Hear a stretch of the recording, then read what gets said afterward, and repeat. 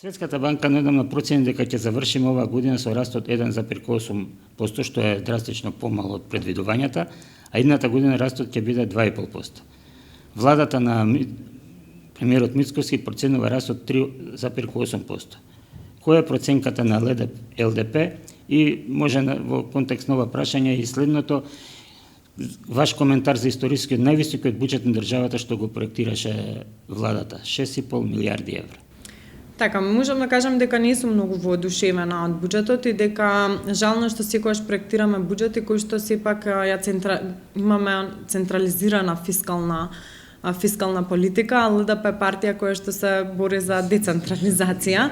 Меѓутоа, ова е прв буџет на владата и треба да видиме што тие планираат и врз основа на што ги темелат препозитивните фискални проекции, бидејќи треба да имаме во предвид дека доколку тие фискални проекции не се остварат, може да дојдат до дополнително влошување на тие параметри. Може би позитивно ќе влијае исходот со инфраструктурните проекти на коридорот 8 и 10. Меѓутоа, треба да се зема во предвид дека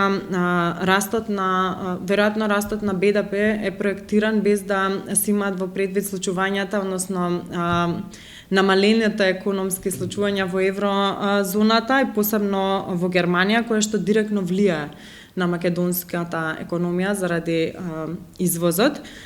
И веројатно од овие причини и Народната банка и Светска банка направија пониски проекции од она што го проектира Министерството. Јас се надевам дека ќе биде добро за државата и дека овие проекции ќе се исполнат кои што ги дава Министерството за финансии, бидејќи знаете како клучните фискални параметри како дефицит, јавен долг се искажуваат како процент на бруто домашниот производ и секој помало остварување на бруто домашниот производ во однос на она што е проектирано од страна на Министерството ќе значи поголем дефицит и долг. Јас искрено се надам дека нема да влеземе во таква состојба и дека владата одговорно знае што прави со оваквите проекции.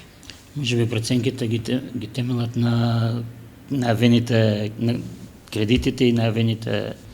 Па ќе покаже времето, кажав, овој ми е прв буџет, ќе видиме врз основа на што се темели. Добро е за граѓаните да бидат остварливи тие проценки, лошо ќе бидат доколку се оди под тие проценки.